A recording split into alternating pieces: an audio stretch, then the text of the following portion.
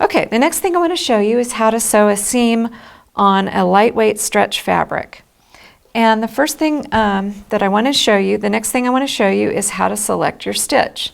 So on this machine, the stitch menu is over here, and you have some options for how that displays. But for right now, we're just going to touch the zigzag stitch with the straight stitch next to it. And for lightweight knit fabrics, we're going to choose stitch number 3. It looks like a lightning bolt, kind of. And then to make the stitch menu disappear, I'm just going to touch that zigzag icon again, and it goes away. So I'm going to go ahead and place my fabric under the needle. I'm going to line the edge up with a 5/8 inch line on the stitch plate.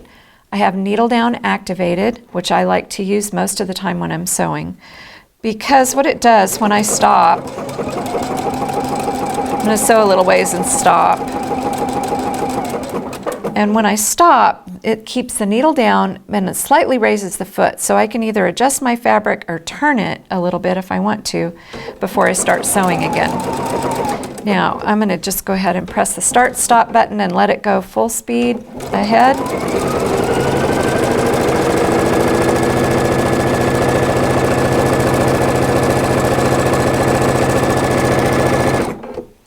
And we'll finish off here, cut with the scissors.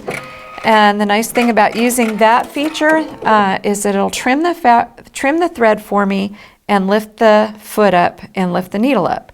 And there we go. We've got a nice stretchy stitch, and you can tell when you open that up, if you're sewing a seam, you can't tell that it's not in a perfectly straight stitch. So it's a really beautiful way to sew on these fabrics. I think you may have noticed that I don't have to push and pull the fabric through. My job is just to make sure that the fabric continues going parallel.